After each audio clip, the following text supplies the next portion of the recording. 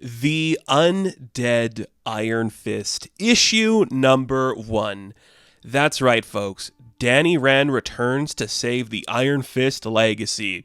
Can you believe it? I certainly can't. Marvel is in such a weird relationship with Danny Rand. Do they want to promote him? Is he their face of the Iron Fist? Outside media would tell you elsewhere. He's not the main Iron Fist in the MCU at the moment. Marvel Rivals is doing Lin Lai. I think the comic books is still doing Lin Lai. But he's a legacy character now, and he was the first one, which means he is technically the Peter Parker of the Iron Fist family, so people want to see his story. So let's see what it is. I have talked a lot about Danny Rand on this channel. I have. He's one of my favorite characters in Marvel. He's one of the characters I gravitated to the most. I wouldn't say I'm super loyal to an interpretation of the character, but there are certain things that the character needs to represent. He should be a byproduct of that 70s era, the Kung Fu hustle aesthetic. Like, he's a white guy imposing in this land that he shouldn't be in. I think that's a major characteristic for him. And he should be just kind of laid back, in control, a little more chill. This book does not do that. I have some interesting thoughts on this book. It's some choiced interpretations that I'm not sure where we're going. But let's see what happens. So, you might not know this, but a couple months ago, or even last year, I literally cannot remember when the 50th anniversary special for Iron Fist came out. Danny Rand died in that issue, and now he's back. And he's undead, and he's here for vengeance or something. So, we open up this issue, and we are witnessing the Calvary Cemetery in New York. And Luke Cage is there. He's just like crying because he's like, I've been so busy being mayor, I haven't had time to grieve my best friend who's buried down here. So he's like looking at Danny Rand's grave, and there's a big hole where it used to be. Uh-oh, where's Danny? Sweet Christmas. Well, Danny is in a new costume, and he's headed down the Lower East Side. Let's get this out of the way. It is a lot going on with that costume. I don't love it. I think there'll be a story reason for why he has it. But it's too many colors, if you ask me. Not the right colors either. But we'll get into it. So Danny's headed down to Lower East Side. He's walking into a neighborhood, and there's people in the window that got glowing red eyes and are presumably demons. This is all taking place in the present. So let's go to the past. Several months ago, where we see Danny Rand in the pits of hell. He's in the underworld, and he's climbing a big mountain, and he's trying to get to the top. So he reaches like the top of a specific cave, and he's attacked by a big dragon. So dragons are key to the Iron Fist mythos. He's fighting a big dragon here. Pretty cool. And there's some interesting work going on with like the depictions from panel to panel, showing like the past and the present coming together. Danny gets knocked down by the dragon. He's falling down a flight of stairs, and he's fighting this corrupt family.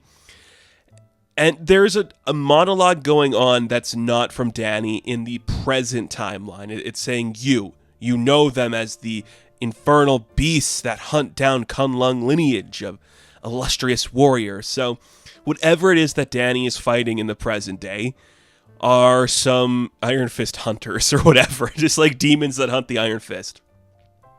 Their fight eventually goes outside of the brownstone that they're fighting in, and the people on the street are like, holy shit, that guy in a weird mask is beating up a family, because they can't see the weird horrific demons that are being possessed inside this family. We can, though, because it's a comic book character and we know what they're doing. It's grotesque and weird and a bunch of creepy designs. Not sure how I feel about it, but whatever.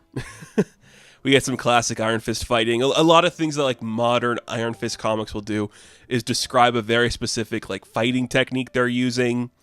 So we see some of that in here. He's beating up these people. He manages to like burst the demon out of them. He's got like a glowing gauntlet that takes him down. But there's still so more of them coming up all over the streets. There's so many minions. Like, he's ordered so many minions to come after you, Iron Fist. What are you going to do? There's no way you can fight them all. You'll have to evade. So he jumps down into the sewer, and all the demons start to follow down there in the sewer too.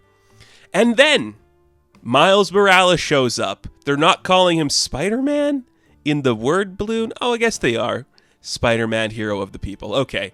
So Miles is here. Brooklyn Spider-Man, as somebody calls him. He's like, where'd that crazy guy go? I heard like a bunch of fighting and like someone in a mask showed up. He went down the sewer. Okay, I'm going to go. So we see more of like what's happening in the past. Danny fighting the dragon. He's come so far, he's going to have to keep going. And as he gets further down, we see that Miles shows up, figuring out, all right, I guess I'm going to have to fight a guy in a mask. Good old Venom Blast will do that. He's like, what the hell is happening? And he sees Iron Fist fighting a bunch of demons. And Danny's like, oh, it's good that you see them too, but you should really get out of here. It's not going to be good for you to stay around. There's probably a story reason for it, but I don't really like this interpretation of Danny. I don't like how aggressive he is. That shouldn't be Danny. He shouldn't be like, kid, you're in over your head. You got to keep moving. Get out of here. I don't like that. I don't like that interpretation. I know he's got like new powers, and he does have new powers. He's got both his fists that can glow, and they do special magic stuff to fight demons, whatever. Not liking the interpretation of how angry he feels. Don't like it. Not the Danny I know. So he uses one big special move to knock away all the demons and kind of knock away Miles at the same time. It's called the Rays of Ra. Knocks him down. We then see Miles go, whoa, how'd you do that? He's like, I just delivered them to hell. It's what I do. As a friend of Misty's, which I know you're a friend of Misty's too, I'm going to tell you this, stay out of my way. And he's like, wait, how do you know Misty? Like, really? You think the guy that clearly looks like a fucked up Iron Fist isn't going to know Misty? I don't know how much interaction Miles has had with the Iron Fist lineage, but that guy looks like an Iron Fist. Just a really dumb one. So Danny crawls out of the sewer, and he's climbing up the rocks in hell, and it's like, parallels to his journey. Pretty cool. I'm just going to point this out, too. It's not a big thing, but he's got a little nipple in some of the artwork here when he's shirtless in hell. That's kind of interesting. We don't always see that. So he's climbing up some scaffolding. He's fighting more of those creatures, using his special attacks. And this is where we also learn he's got like a certain amount of energy he can use. Kind of like Spawn. Like he's got a certain amount of energy levels. So if his bar runs out, he's like out of this special magic that defeats the demon things. So he doesn't want to go through all of that. Sure. Why not?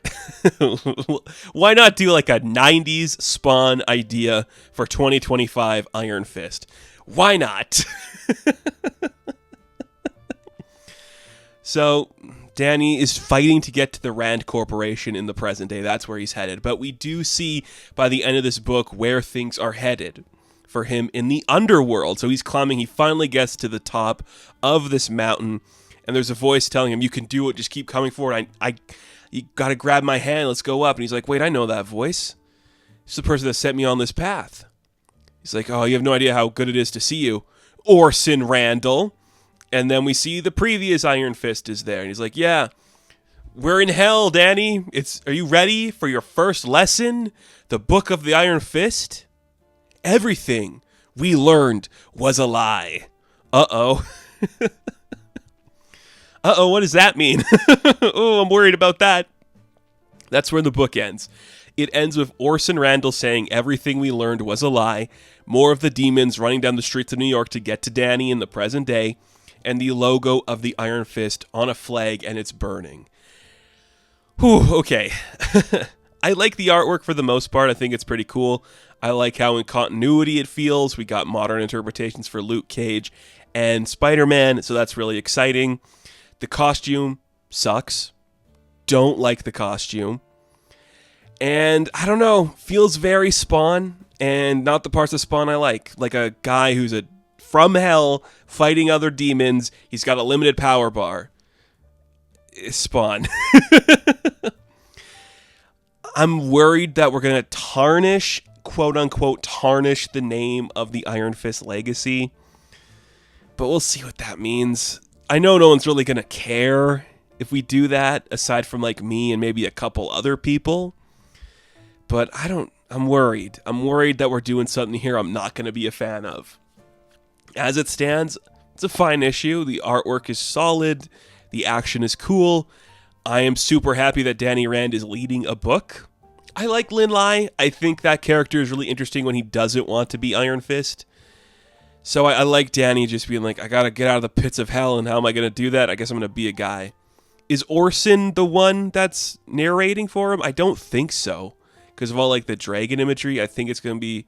Oh man, I'm gonna hate myself for not remembering the name of the dragon he has to fight. But whatever. I think it's more connected to Kunlun than just, Orson giving him this power in hell. But we'll see. Is the Iron Fist legacy a lie? Let's find out. Next issue. Okay.